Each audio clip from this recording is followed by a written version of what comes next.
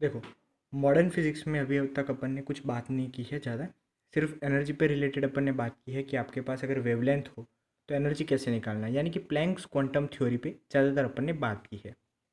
आज अपन एक जो कैरेक्टरिस्टिक्स ऑफ फोटोन में एक पॉइंट रह गया था, that is momentum of photon, उस पर बात करेंगे। और फिर आज जो इस चैप्टर का कोर टॉपिक है, यानी कि फोटो इलेक्ट्रिक एमिशन अपन कह सकते हैं, उस पर अपन चर्चा करने वाले।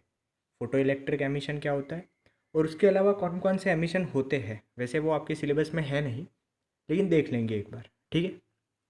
सबसे पहले अपन देखते हैं मोमेंटम ऑफ फोटोन।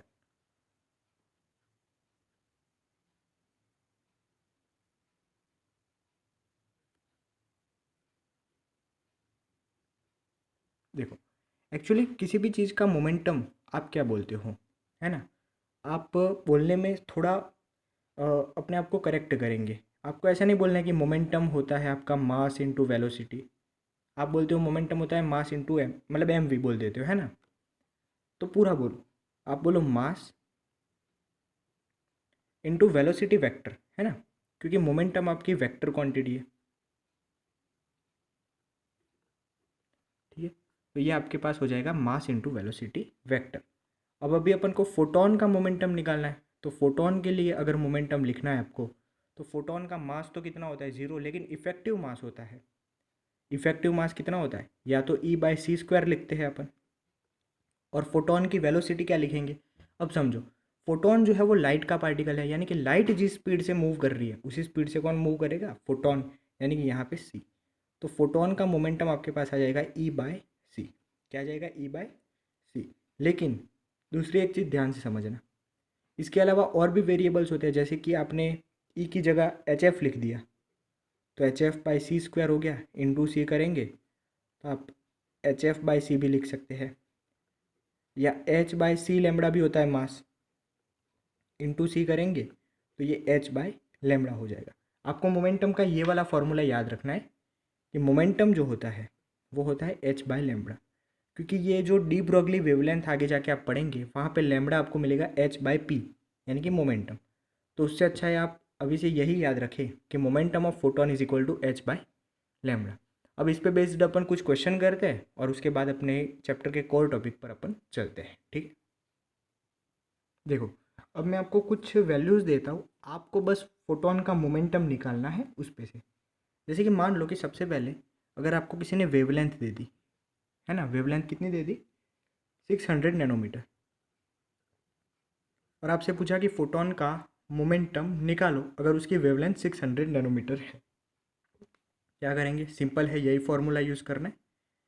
मोमेंटम होता है एच बाय लेमड़ा, एच की वैल्यू होती है 6.626 इंटू 10⁻⁻34 जूल सेकेंड, और नीचे आप उसका वेवलेंथ लिखेंगे कितना, 600 नैनोमीटर, यानी कि 10⁻⁻9, ठीक है।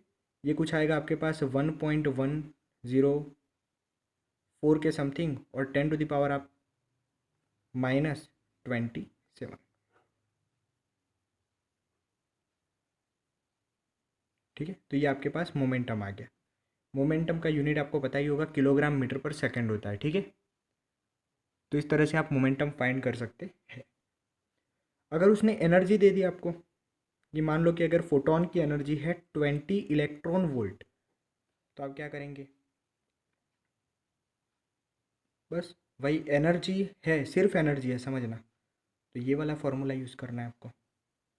मोमेंटम आपके पास है 20। अब समझो, यहाँ पे आप मोमेंटम एम के एस में निकाल रहे हो, तो आपको ये जूल में निकालना पड़ेगा, यानी कि ईवी की जगह लिखेंगे 1.6 इंटू 10⁻⁻19 जूल, और अपॉन सी की, यहाँ पे देखो सी है तो उसकी जगह लिखेंगे 3 इंटू 10⁸ अप्रॉक्सीमेशन में आप आंसर निकाल सकते हो। इसको अगर आप 1.5 मान लो, ये आपके पास 0.5 हो जाएगा, तो ये समझ लो कि 10 इंटू 10⁻⁻19 तो है ही, और -8 और आ जाएगा, तो ये हो जाएगा 10 इंटू 10⁻27,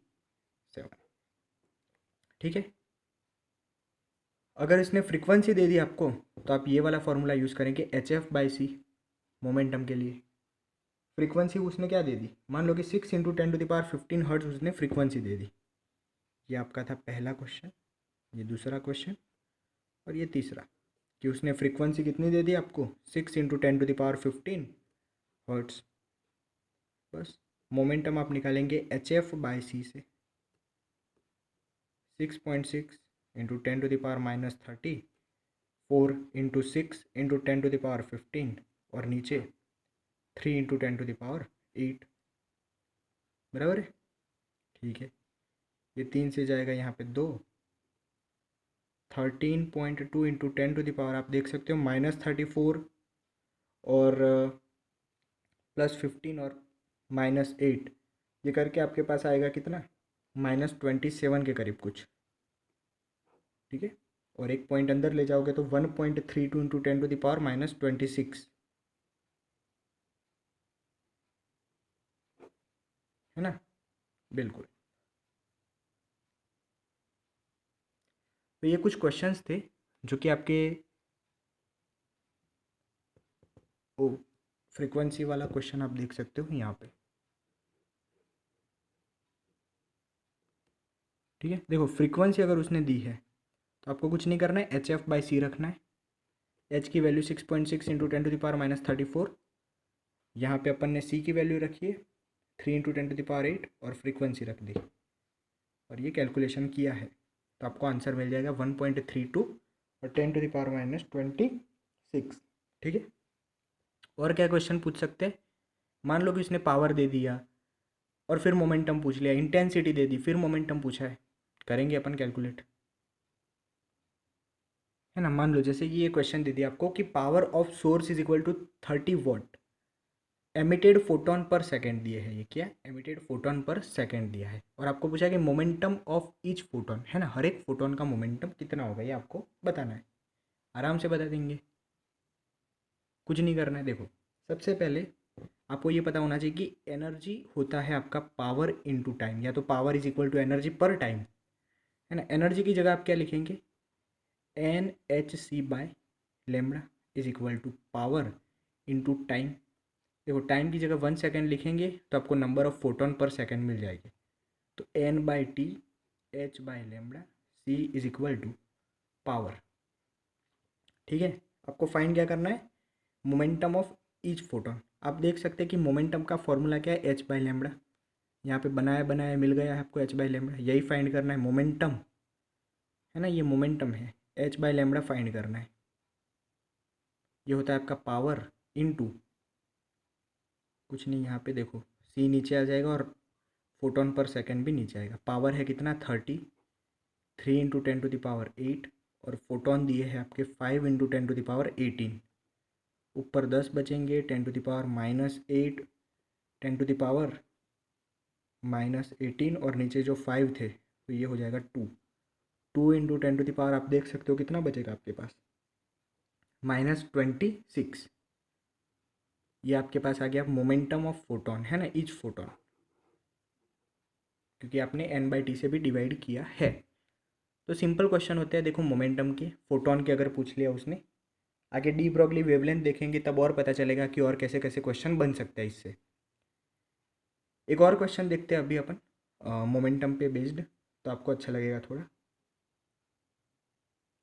देखो यहाँ पे आपको पावर दिया है 80 what 18 what, number of photon आपको फाइंड करने पर सेकेंड में, और उसने मोमेंटम दिया है ईच फोटोन का कितना 5 × 10⁻−26। कुछ नहीं करना है आपको, फिर से वही पावर इनटू टाइम आपका हो जाता है क्या, एनर्जी। पावर दिया है इज इक्वल टू एनर्जी की जगह लिखेंगे NhC/λ इंटू टाइम, ये आपको फाइंड करना है इस बार। और H/λ आपको दिया है कितना, ये पावर की जगह लिखेंगे आप 18 what is equal to N/T आपको फाइंड करना है। H/λ की जगह आपको क्या लिखना है 5 × 10⁻−26 और यहाँ पे 3 × 10⁸8 लिखेंगे। ठीक है, तो ये आपके पास कुछ बच जाएगा, इस तरह से देखना ध्यान से। 3 से ये जाएगा यहाँ पे 6 बार, तो 6/5 × 10⁻26 -8 इज इक्वल टू N/T। ये बचेगा आपके पास 1/2 सॉरी 1.2, और ये 10⁻ आपके पास बच जाएगा कितना 18। ठीक है, इज इक्वल टू N/T, ये आंसर आ जाएगा आपके पास। तो इस तरह से सिंपल क्वेश्चन वो पूछता है मोमेंटम पर बेस्ड, कि भैया मोमेंटम क्या है ना, मोमेंटम पे किस बेस पर वो क्वेश्चन पूछेगा।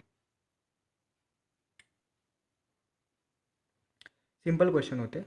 अब अपन इस चैप्टर के मेन टॉपिक पर चलते हैं, that is photo electric effect, और आप उसे कहते हैं कि फोटो इलेक्ट्रिक एमिशन। लेकिन वहाँ पे फोटो इलेक्ट्रिक एमिशन के अलावा और 3 टाइप के और एमिशन होते हैं, यानी कि टोटल 4 टाइप के एमिशन।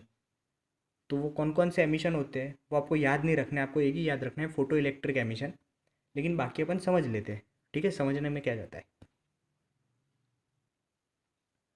देखो, types of method for electronic emission. यहाँ पे इलेक्ट्रॉन को आपको एमिशन करवाना है। एमिशन मतलब क्या, कि मान लो कि मेटल सरफेस जो होती है ना, आपने केमिकल बॉन्डिंग में पढ़ा होगा कि भैया मेटल सरफेस के यहाँ पे वैलेंस बॉन्ड में फ्री इलेक्ट्रॉन होते हैं।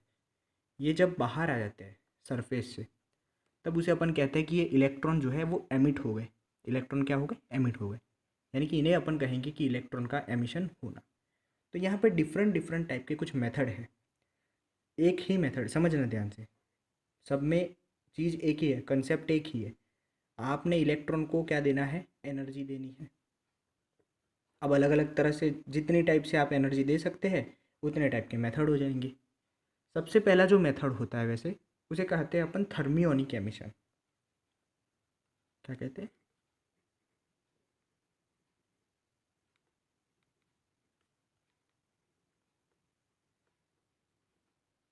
थर्मियोनिक एमिशन कहते हैं। अब समझना थर्मियोनिक एमिशन एक्चुअली में होता क्या है।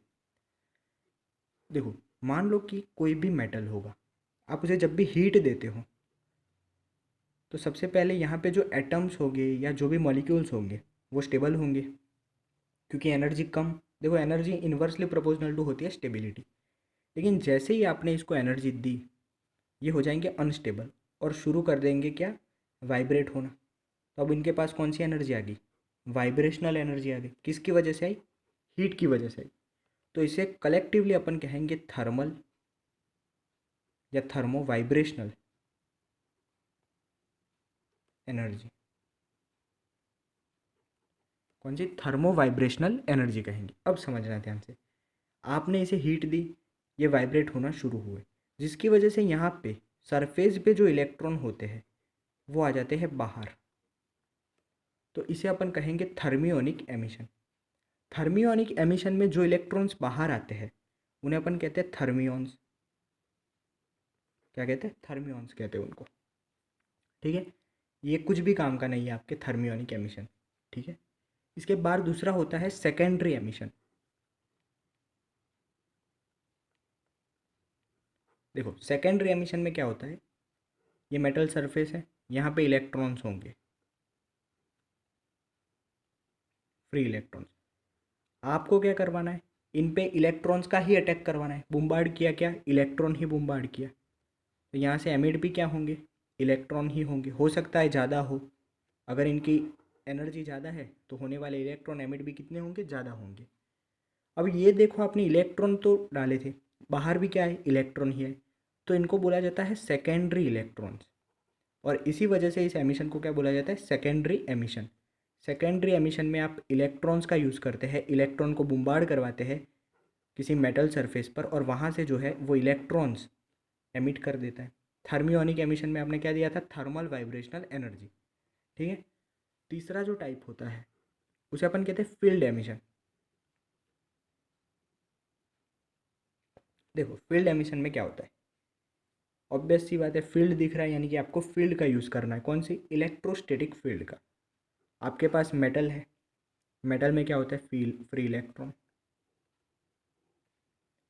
अगर मुझे मेटल से इलेक्ट्रॉन को बाहर निकलवाना है, यानी कि मैं यहाँ पे पॉजिटिव फील्ड रख दूंगा और इलेक्ट्रॉन्स अट्रैक्ट होते हैं कहाँ पे, हायर पोटेंशियल पे, यानी कि यहाँ पे मैंने इलेक्ट्रिक फील्ड ऐसे जनरेट कर दी कुछ इस तरह से, तो इलेक्ट्रॉन पे फोर्स यहाँ पे लगेगा और इलेक्ट्रॉन्स बाहर आ जाएंगे। ये क्योंकि फील्ड की वजह से बाहर आए, इसीलिए अपन इसे कहते हैं क्या, फील्ड एमिशन। कौन सा एमिशन, फील्ड एमिशन। सबसे लास्ट और आपके सिलेबस का सबसे इंपॉर्टेंट चीज़, कि पूरा चैप्टर इसी पे बेस्ड है, वो है आपका फोटो इलेक्ट्रिक एमिशन। देखो ध्यान से, ये अच्छे से समझना। Fourth one is a photo electric emission, यानी कि मैं शॉर्ट में लिख रहा हूँ PEE। यहाँ पे किसका यूज़ करते हैं? फोटो यानी कि लाइट का।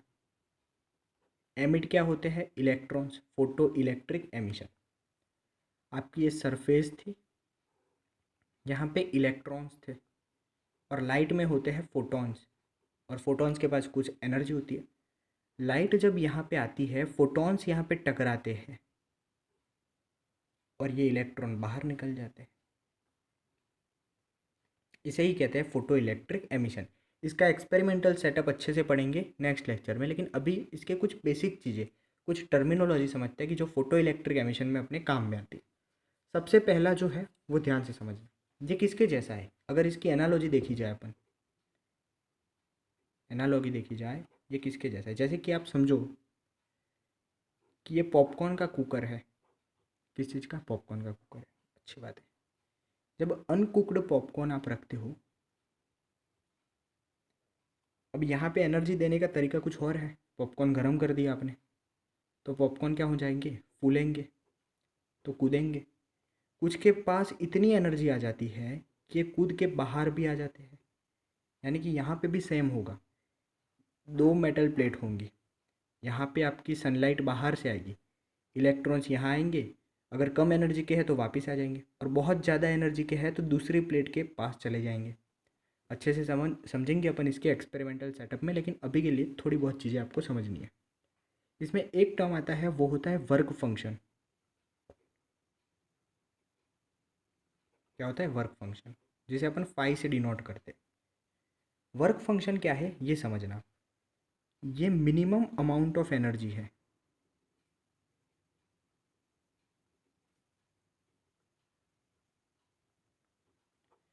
That is a minimum amount of energy required for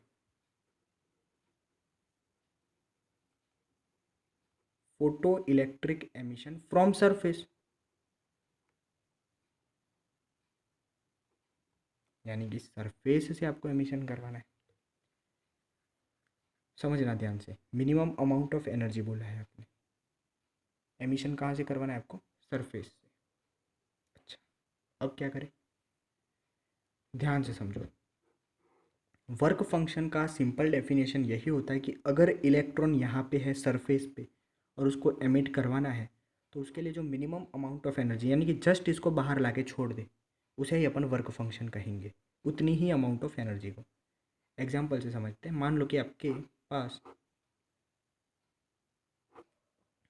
कुछ 4 स्टेप है, ठीक है, और ये है आउटडोर। ये क्लासरूम की 4 बेंचेस रखी है। हर बेंचेस की गैप की कीमत है 10 रुपये।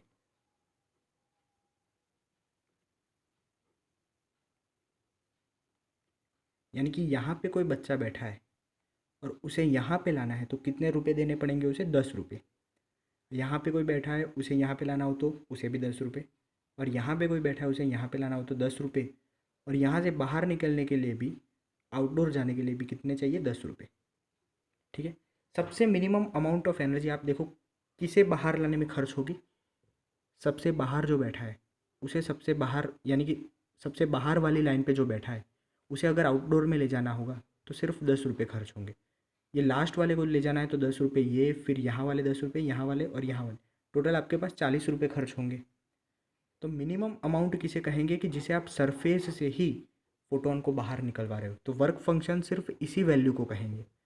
ठीक है। अगर ये बाहर जो बैठा है उसको आपने 40 रुपये दे दिए तो क्या करेगा? 10 तो वो बाहर आने में खर्च करेगा, और बाकी के 30 रुपये बचे वो मार्केट में खर्च करेगा। उसी तरह से सरफेस वाले फोटोन को अगर वर्क फंक्शन से ज़्यादा एनर्जी दे दी तो वो वर्क फंक्शन जितनी यूज़ तो बाहर निकलने में करेगा, और बाकी की उसकी काइनेटिक एनर्जी में चेंज हो जाएगी। ठीक है। मान लो कि आपने टोटल उसे ई जितनी एनर्जी दे दी। कितनी दी? ई जितनी एनर्जी। तो वो किन किन चीज़ों में खर्च होगी? कुछ एनर्जी उसकी वर्क फंक्शन में खर्च होगी, और कुछ एनर्जी उसकी काइनेटिक एनर्जी में खर्च होगी। तो बाहर आने के बाद वो कितना भागेगा? अगर काइनेटिक एनर्जी उसकी फाइंड करनी है आपको, तो कैसे फाइंड करेंगे? देखो, kinetic energy is equal to आपने दी हुई टोटल एनर्जी, उसमें से उसने जितनी वर्क फंक्शन में खर्च कर दी उतनी माइनस करना। जैसे कि आपने टोटल दी, मान लो कि आपने टोटल दी 20 जूल एनर्जी और वर्क फंक्शन उसका कितना है 5 जूल। तो काइनेटिक एनर्जी बाकी की कितनी बचेगी 15 जूल। समझे आप? वर्क फंक्शन उतना ही है जितना बाहर आने में, बाकी की उसकी जो बची हुई एनर्जी होगी वो उसे काइनेटिक एनर्जी की तरह यूज़ करेगा। ये सिंपल सी बात होती है फोटो इलेक्ट्रिक एमिशन की। इसके बाद और भी यहाँ पे कुछ टर्मिनोलॉजी है वो समझते हैं अपन। देखो एक और टर्मिनोलॉजी होती है थ्रेशोल्ड फ्रीक्वेंसी और थ्रेशोल्ड वेवलेंथ। क्या होती है समझना।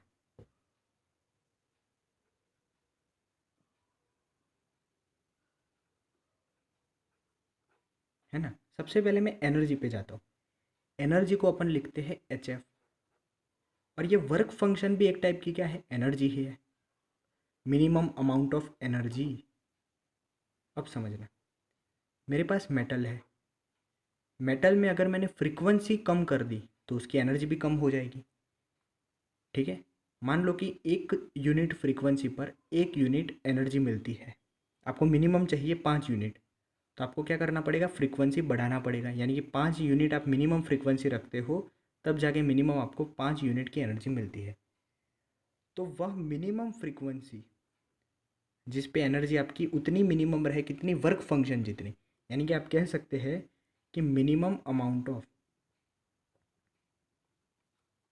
Frequency required for photo electric emission, उससे अगर आपने कम कर दी तो एनर्जी देखो डायरेक्टली प्रोपोर्शनल है, एनर्जी भी कम हो जाएगी। और अगर एनर्जी कम हो गई तो उससे कम एनर्जी पर तो फोटो इलेक्ट्रिक एमिशन होना ही नहीं है। यानी कि मिनिमम उतने ही अमाउंट ऑफ फ्रीक्वेंसी आप रख सकते हो, हाँ, कि उसकी एनर्जी भी उतनी वर्क फंक्शन के इक्वल हो। अगर उससे कम कर दी तो थ्रेशोल्ड फ्रीक्वेंसी का मतलब होता है minimum amount of frequency required for photo electric emission.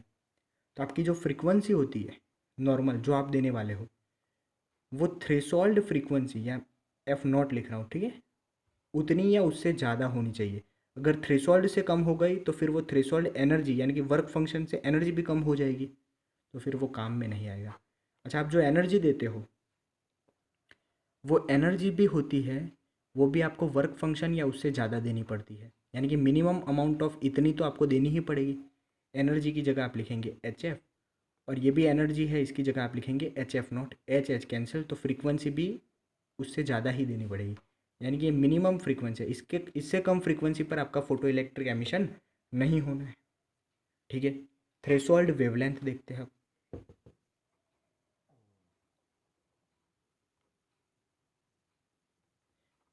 ये थ्रेशोल्ड को नॉट से डिनोट करेंगे अपन F0, उसी तरह से ये लैम्बडा नॉट। ये समझते हैं, ध्यान से समझना। एनर्जी होता है आपका Hc/λ, यानी कि अगर लैम्बडा बढ़ाया तो एनर्जी कम हो रही है। तो एक मैक्सिमम वेवलेंथ के बाद अब अगर आप बढ़ाएंगे तो एनर्जी कम हो जाएगी।